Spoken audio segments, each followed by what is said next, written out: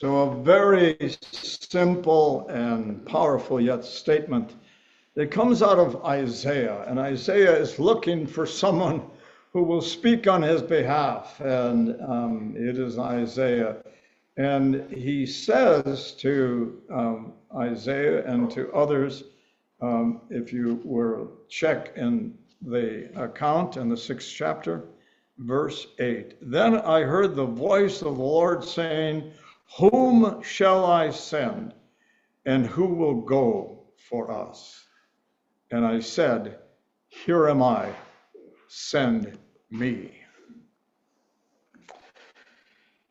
It is with great joy that we once again welcome John and Barb Munson to our worship service, but also to the pulpit to be able to share with you the story of his long-standing ministry in their ministry in Ghana, Aurora, Ghana.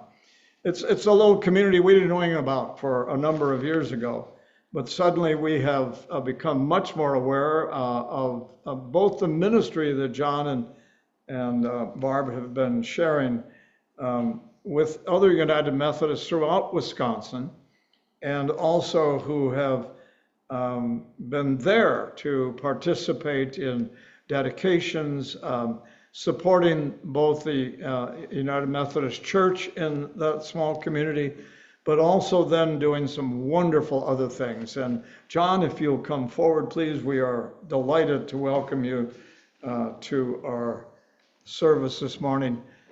John has a picture video, but we haven't figured out how yet to put it on. So I think he's going to have to draw a picture with his voice.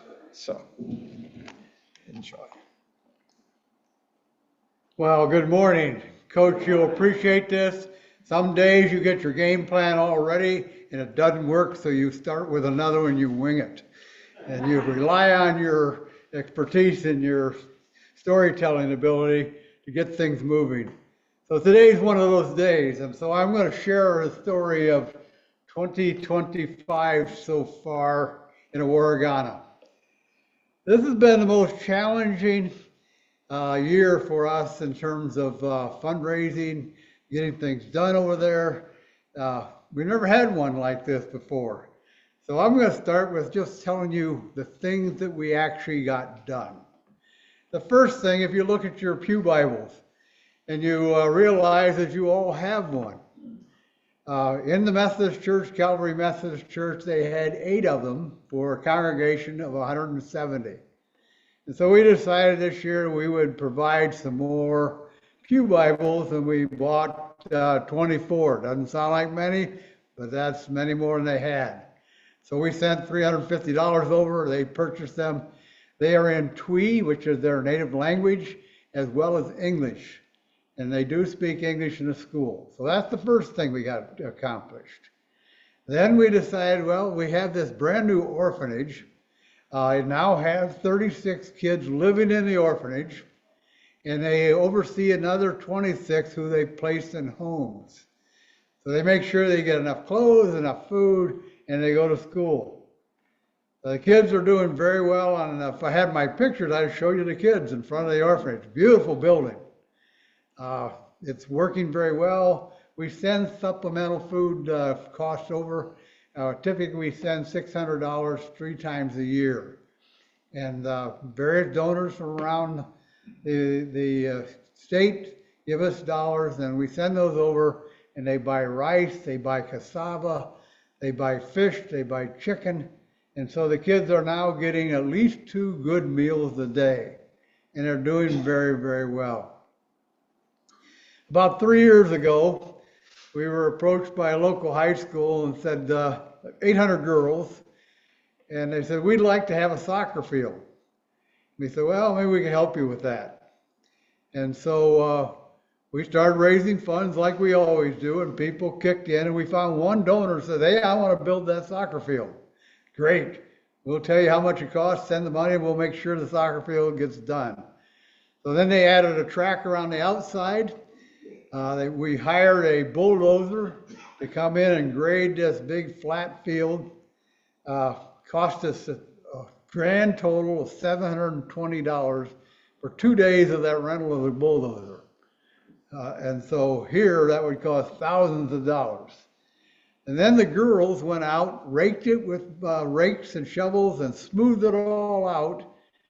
And then for $150, they planted plugs of grass. And so they spent 2 days, 3 days, I guess, putting these little plugs of grass in. It looks like Florida grass, if you're familiar. That's kind of a mat that grows together.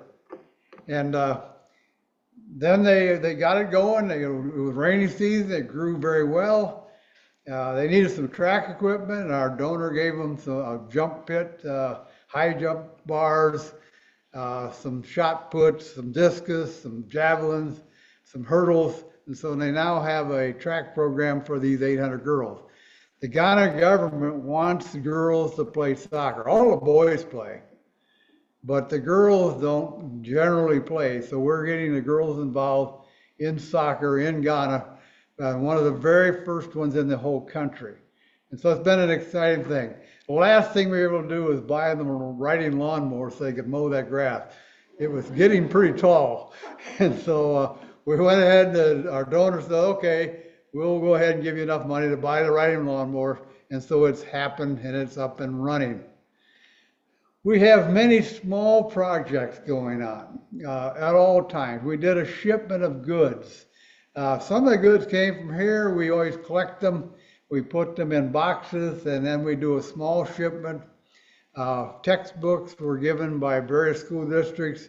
The ones that are changing to a new version, they give us the old version. Well, they're brand new versions over in Ghana. And so the school systems, there's 5 schools we work with.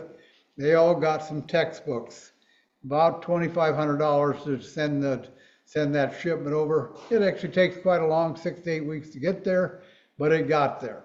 And so we're very pleased with that. The biggest project that we have was the one I want to spend the most time on. We are building an obstetrics clinic.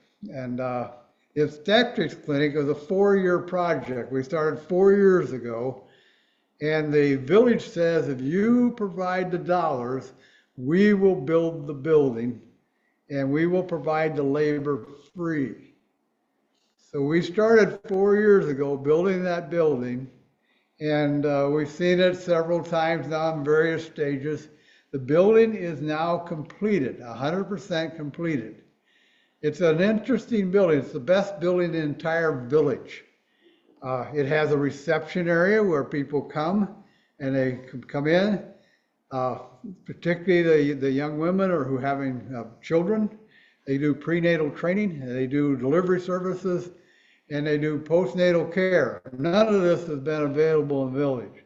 They have delivery rooms, they have a pharmacy, they have nurses stations, and they have beds for 12 patients. All of that is occurring right now today. So then I want to back up a little bit. Early in the year, we decided we wanted to do a shipment of equipment to put in this building. And so we said, how are we going to do that? Fortunately, I had a good friend who was part of the World Outreach Fund. They gave us $10,000. And then this church gave us $10,000. And then we went out and we raised another $3,000 or $13,000 to get this shipment of supplies. MedShare Corporation in Atlanta, Georgia, big nonprofit. They have all this equipment in their warehouses, and they went to the doctor of this small little clinic in Aurora and said, here's our big list. What would you like to have? The doctors went crazy and the nurses went crazy. And they came up with a list. This is what we need the most, 15 items. The next item, 15 more, 20 more, 30 more, 50 more. And then they began to order those from MedShare. MedShare got the big shipping containers, the kind you see on a big truck, on a ship. It left the port in March. Then the trouble began. It went from Charlotte, Atlanta to Charlotte, and then finally got on a ship and it went to Accra. It got to the capital city of Ghana in good time, 6 to 8 weeks. That's typical for getting it there. And then all of a sudden we had tariffs. Tariffs, unfortunately, the Ghana government said, hey, you think you're going to send things here and you can do it just whenever you want? We don't care if it helps our people. We're going to put some extra charges on it. And what they really meant is, well, you're going to pay bribes. And so we went through a long, long process. First, the director of finance for the government got involved. They wanted their portion. Then the Ghana Health Service got involved. They wanted their portion. Then the Port Authority got involved. They wanted their portion. Then the shipper got involved. They wanted theirs. And so it cost us an extra $18,000 to get this shipment released. Last week, we actually got it done. I was going to show you pictures, but I want to tell you about this a little bit. This big shipment got on a truck. It takes about 12 hours of driving because you don't dare drive at night in Ghana. It's too dangerous. You might have a cow laying in the middle of the road. You might have a pothole that you didn't see that's so deep it'll ruin all the tires of the truck. Usually they drive around them. So it finally got up to the small clinic. The clinic has been painted. We graveled the road leading into it, got it packed down. So it's very nice. Got a big storage room beside the pharmacy that's in there. And so all this equipment began to get unloaded, a box at a time. It cost us, we estimate, $46,000 to do this shipment. Now, how do you get $46,000? Guess what? We got people from Australia that gave us money. We got people from Michigan. We got people from Minnesota. We got lots of people here in the state. And what I've learned in all this is Jesus taught us about being patient and being persistent. If we're going to do God's work, we need to think about staying with this over time, not giving up on it, not making it easy.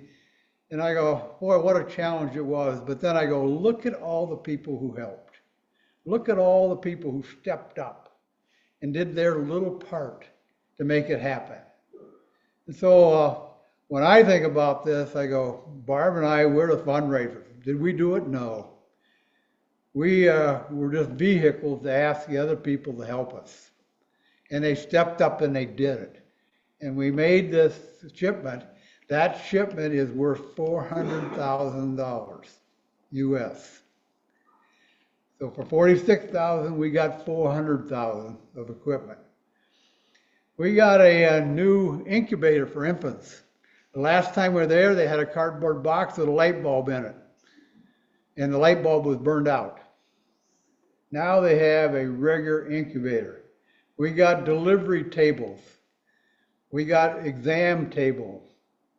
We got 12 hospital beds, brand new. We got boxes and boxes and boxes, electronic microscope, all kinds of things that they needed in the clinic besides this new clinic. And so all that was being unloaded. I have the pictures. I'm going to leave them somehow, so someday you'll be able to see all these things. But you'll be able to appreciate the fact that you had a part in this. You helped make it happen. And so for us, coming here is like coming home. You know, we feel comfortable in this site here. We feel the wealth of experience that all the people bring and the things that you do on an everyday basis. And so we're very appreciative to be able to come here and share stories with you. Now we're getting ready to go again in January. And I go, this has been my 8th trip coming up every 2 years, the last 16 years. And I go, Munson, you're going to be 81 this year. Okay, so what? You know, He's a young kid. Herb tells me whenever you have a birthday, plan for your next 3 years. And so that's what we're doing, plan for the next 3 years. And then the next year, 82, plan for the next 3 years. And when life is done, we'll still be planning for the next 3 years. We're not quite sure how that's going to work out, but you don't give up. Jesus said, be persistent, ask, deliver the message that I ask you to deliver. And so we're just part of that, and so are you. So that's a quick story, and I think I'll leave it there, and you can ask me questions later, but I do want to say sincerely thank you to all the people who helped us so much this year. We ended up earning and raising $66,000. Next year, we're going to spend that down a little bit. We're going to try to raise $32,000.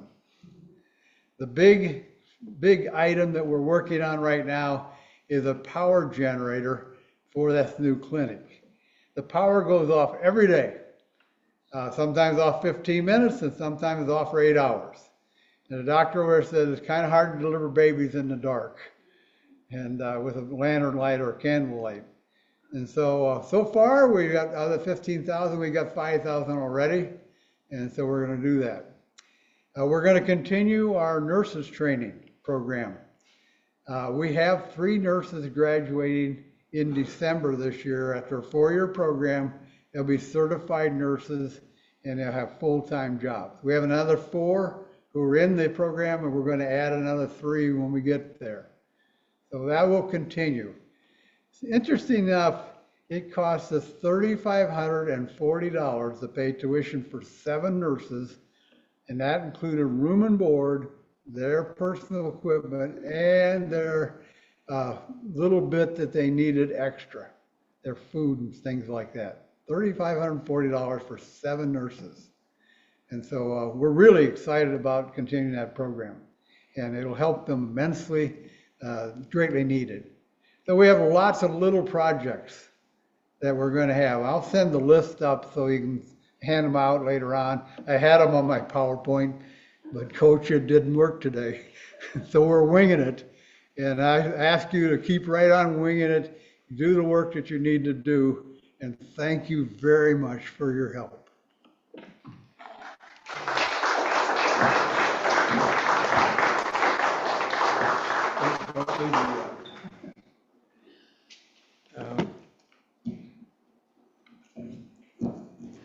The question that was asked of Isaiah, who will I send? He says, here am I, send me. John and Barb have been asked that question repeatedly, and they have responded faithfully with the answer, here are we, send me. And then the invitation has gone out to us, and while we're not likely all able to go to Ghana and to be there, we can be there in other ways. And the resources that we have are more than ample when we have great faith.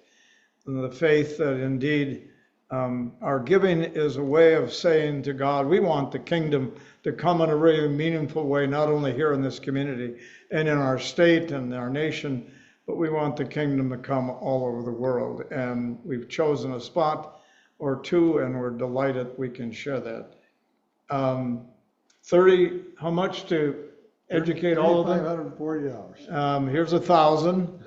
That comes from our general account, which means it comes from you. The Administrative Council, as you may recall, indicated that they wanted to make a contribution toward supporting nurses training. It's an exceptional way for us to give a new idea of how to be engaged with people who are striving and hoping that they can advance themselves, particularly women. So we're delighted. Thank you. God bless you. God bless you. God bless you. And if you're able to stay for lunch, we'll have John downstairs, and we will give you a chance to ask some more questions. So Thanks. God bless you. Thank you. Thank all of you. The word is you have done that. You have made that contribution. and a score of others who worship with us throughout the year, and in particular in the summertime when we have guests who are with us either one time or a multiple number of times. But the ministry that we have offered is a ministry that comes from all of us. That's the power of our faith. That's the imagination of our spirit-guided spirits. And that's the way we can do, as Wesley would say, as much good as we can, as often as we can, wherever we can, keep doing that good on behalf of God. And it will be God who will be praised as well in that process.